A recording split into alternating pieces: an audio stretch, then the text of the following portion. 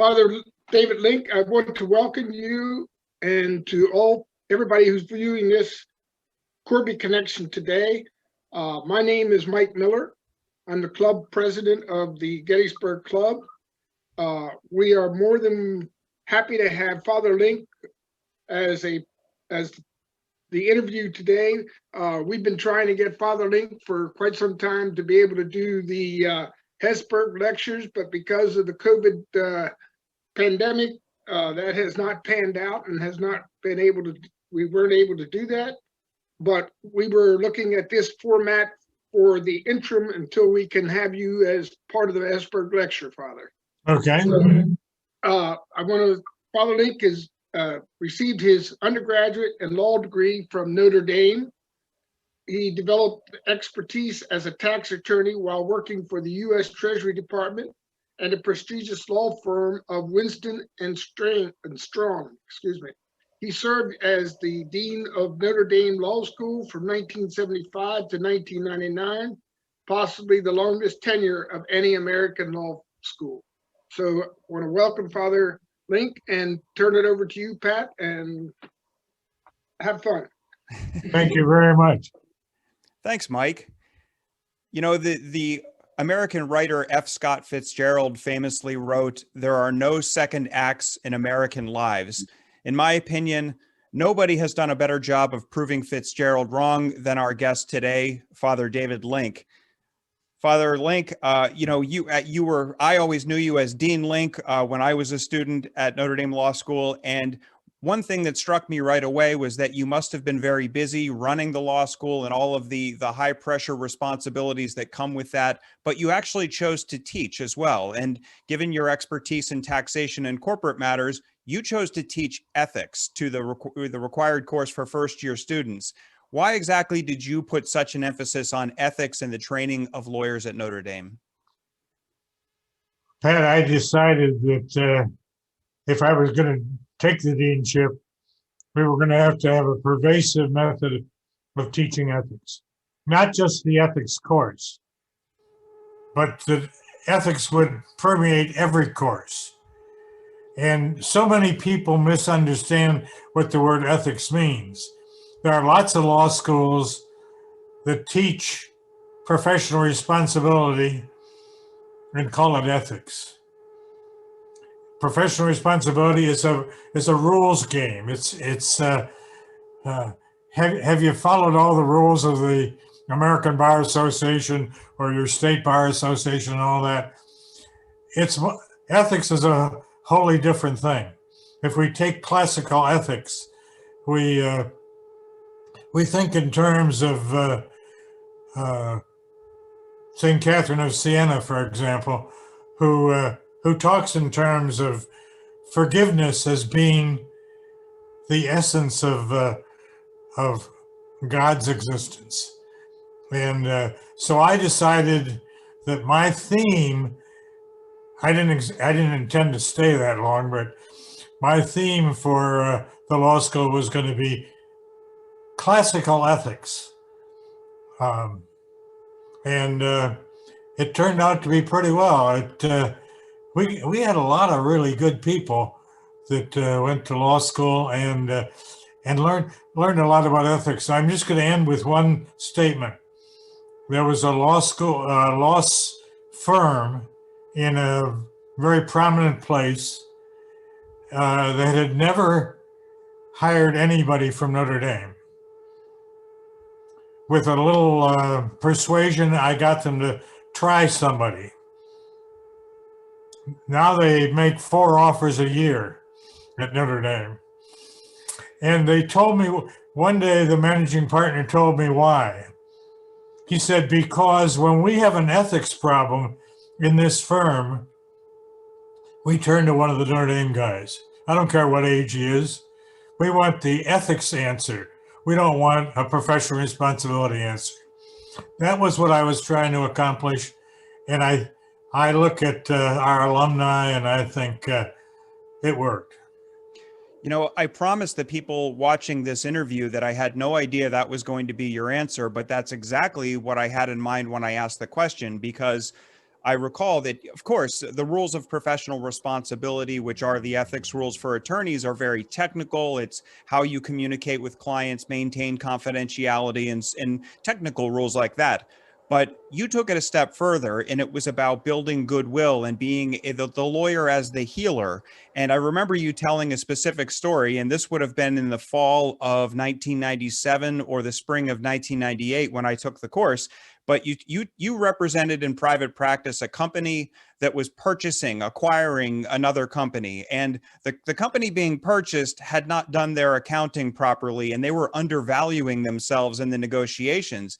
And you told this story about saying to your own client, you really ought to tell them to take another look at their accounting. And your client, which was about to get a windfall financially from the mistake of this other company, said something along the lines of, Link, you do-gooder. And they didn't want to hear that advice, but you took it a step further and said, look, these people are going to work for you.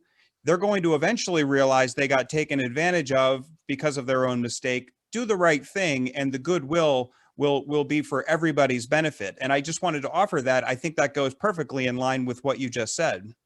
Oh, that's what I believe too. So, and that is what happened in that particular case. That was a real case that I was talking about.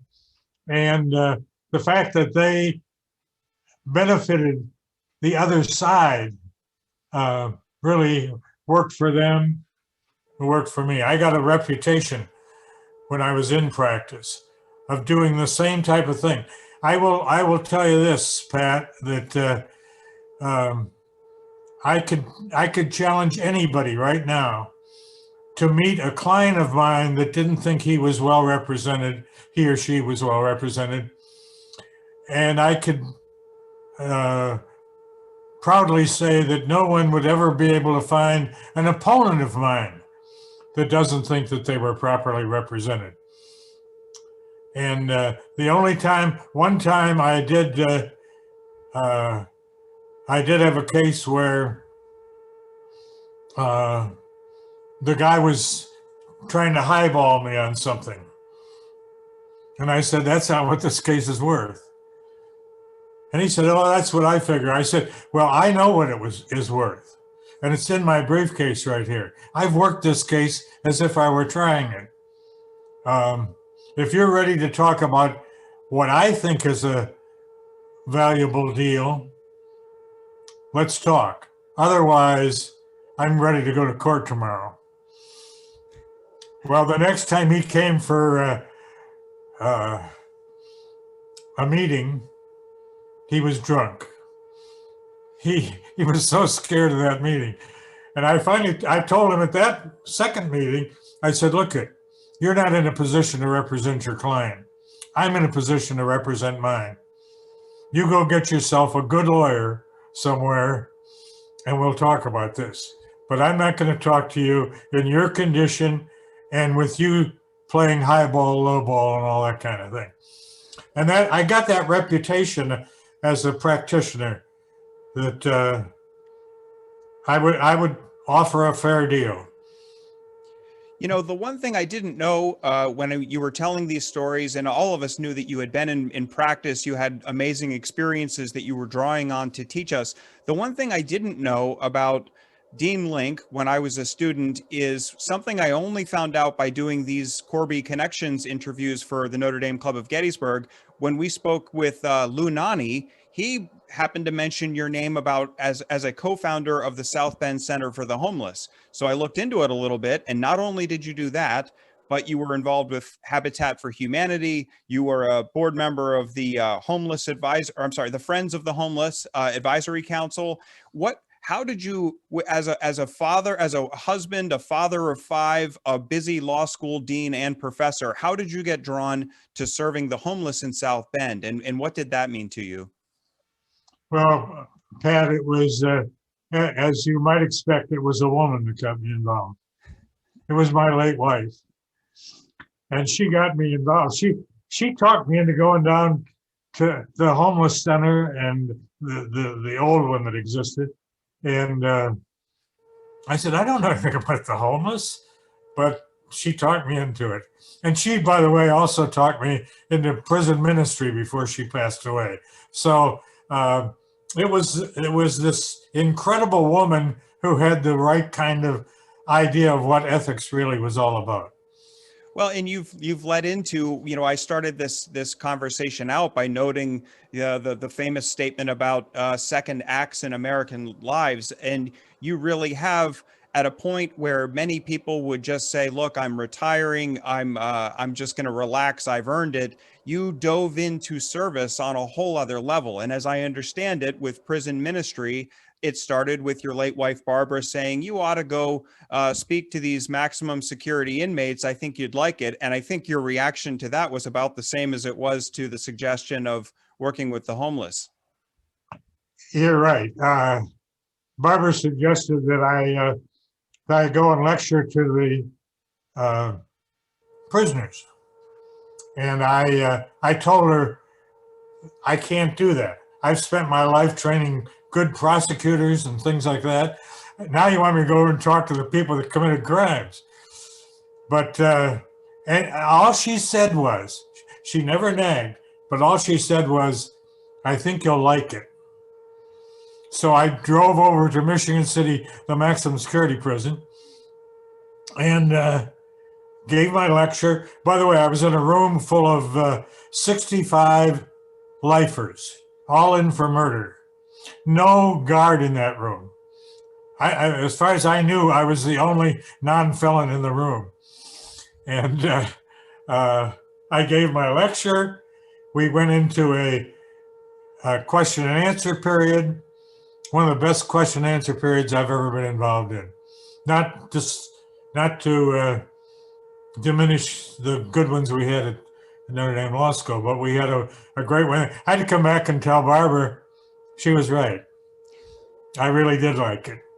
And then not long after that, Barbara passed away, and the bishop talked me into prison ministry.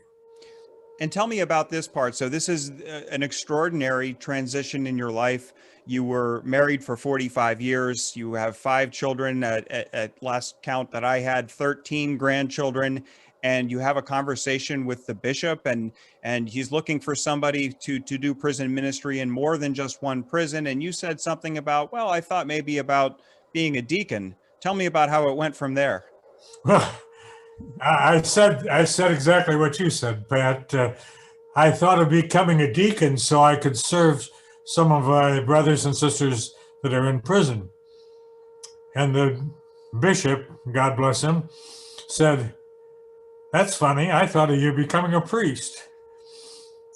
And he taught me, he said, "Look, if you'll go to the seminary that I recommend and take just the courses that I recommend, I will ordain you into the priesthood and assign you to prison ministry." So, Pat, it was all a conspiracy. It started with my wife. It was extended by the bishop. Then guess who got involved? Ted Hesburgh. He got involved. And by the way, and then the Holy Spirit got involved. The 4 of them, my late wife, the bishop, Hesburgh, and the Holy Spirit, I had no choice. I had to go into this. Well, everything that I've read about this, I feel like I can't possibly capture and do it full justice what I've gathered from reading about your experiences. And the same goes for the first act of your life. All of the accomplishments you had as a practicing attorney, as a law professor, and a very accomplished dean of a highly regarded school, highly regarded largely because of your efforts. It's hard to capture all of this, but stories abound about your connections with inmates who have done undoubtedly horrible things in their life, but you had no interest in what got them there. Your interest was in who they were as a person, finding their humanity. And I saw a recurring theme of helping each inmate to find their purpose. Why was that the focus of your ministry? Because I found that's what worked. The fact is that as I got into the prison ministry, I realized that these weren't really, that a lot of the people I was dealing with weren't really bad people. They came from poverty, dysfunctional families, sometimes families that got them into trouble. They came from bad neighborhoods. They came from knucklehead friends that talked them into doing stupid things. And many of them got into drugs, not as a recreational habit, but as a way of trying to self-medicate, to try to get away from a terrible life. I had one guy in, I do some advising of the addicted groups, and one guy in one of the addiction groups liked me for some reason, and he gave me the story of his life in writing. And when I read that, I thought, if I had lived that life, I'd be a druggie. I mean, it was the worst story you can imagine. And I hope I've helped him, and he's certainly helped me. These are, by the way, one of my favorite statements is that many of the people I serve are not bad people. They are good people who made some terrible decisions in their lives. And I was there to help them make some good decisions. You know, and I saw somewhere you noted something that I've come across in my own line of work, which is that, you know, obviously the lifers, they're going to be there for the rest of their lives, but a very high percentage of state prison inmates are going to be back in the community one day. And so that means that your work with them, helping them find a purpose, helping them see where they came from does not have to be where they return to. That takes on added importance. Well, the thing is, I lecture at 7 different prisons. When I'm at a medium or minimum security prison, I talk about changing their life so that they can be better citizens. When I give the same homily at a maximum security prison, it isn't actually the same homily at all. It's so that they can turn their lives around so they can go to heaven. And that works. It's a different aspect of what they are. And the thing that really gets to me that you just raised is talking to them about purpose. Most people in prison never thought about what their purpose was in life, because it isn't their purpose. It's God's purpose. Why did God put them on this earth? Think of the new book that's out that's called What on Earth Are You Here For? Many of them have never asked that question of themselves.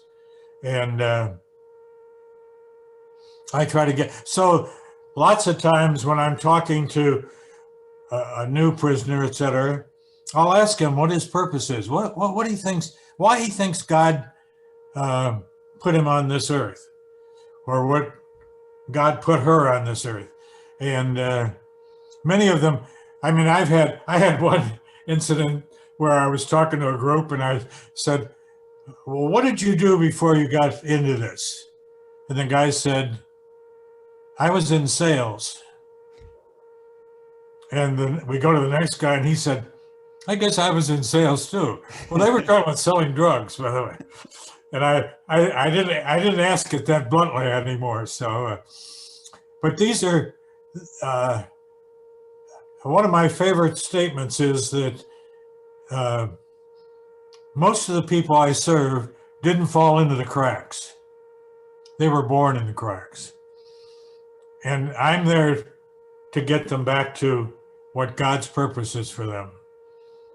So when I talk about purpose, I'm not talking about that prisoner, what he thinks his purpose is. I'm talking about what he thinks God's purpose is for his existence.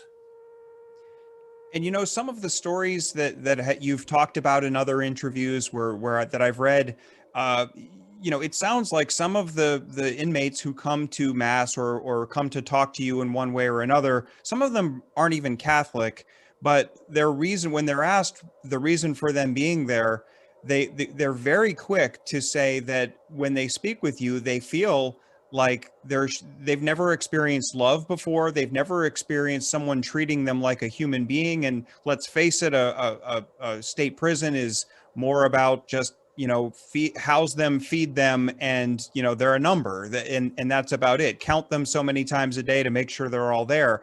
But for them to be treated like somebody actually is looking into them and wants to know about what they're up to and what they're all about. So is that something that you consciously strive to do in recognizing their humanity? One of the prisoners said to me, if I had had a father like you, I wouldn't be in this prison.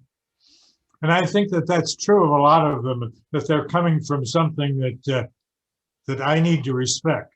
I never ask a prisoner what he did to get to prison. Some of them will voluntarily, a lot of them will voluntarily tell me what they did. But I'm not as concerned about their past as I am about helping them find their own purpose and helping them get there. And I've had some success at that. And I've thought about, because you made a reference at one point about in another interview about the role of the church in fostering, I guess, an attitude among the faithful to go out among what you call the least, the last, the lost, and the lonely. And with your work with homelessness, with your work in prison ministry, you've made that your life's work. And I wonder, even as a Notre Dame club, a group that is service oriented, and we follow all of the sort of guideposts that Notre Dame sets for us to achieve in our community, what responsibility do the rest of us have to follow your lead in serving the least, the last, the lost, and the lonely? Well, what we got to realize is that many of the homeless and many of the people that are incarcerated are really the lost sheep. We read about them in scripture, right? These are the lost sheep. Everybody's got a responsibility to bring those lost sheep back into the fold. If you have to carry them on your shoulders, you do what Jesus did.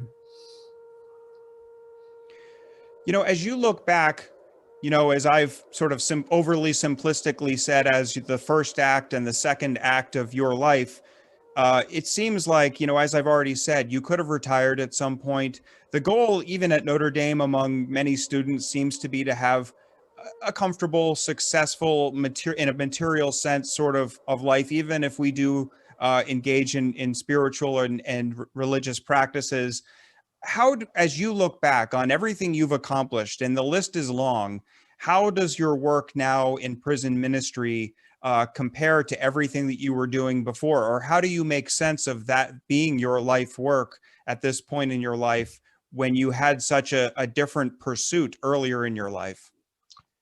When I did a Hesburgh lecture not in Gettysburg, because you guys won't let me in, but when the woman who introduced me, Notre Dame graduate, a judge, and she introduced me by saying, Dean Link, everything you've done in your life has been a success until you got into serving the homeless and the incarcerated. Then you became significant. That's what a wonderful thought.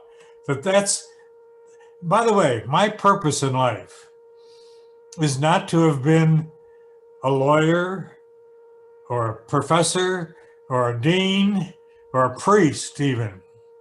My purpose in life was to serve the least, the last, the lost, and the lonely. That's why God put me here. Well, we can thank God for that conspiracy that set you on the right path. And we all wish that we had people like that conspiring in our favor to put us on the right path. Father Dave, I want to thank you for your time today. And your example is tremendous and inspiring for the rest of us. and I'm Do you going know to. why you're on the right path and Mike's on the right path? Because you went to Notre Dame. Well, it couldn't hurt, I guess. Yeah. Yes, and I was surrounded by both professors and fellow students who were part of the path, and who knows who put me there, but I feel fortunate for it. Mike, I'm going to kick it back over to you. Okay. Father Link, again, want to thank you very much for meeting with Pat and I today. Very, very inspirational and soul searching. And, I, and trust us, we will get you as a Hesburgh lecture yet. well, I'd like to come to Gettysburg. I've been there before, but I'd like to come and talk to y'all in person. So thanks, Mike. That's what we want. All right, thank you very much. Thanks. Thank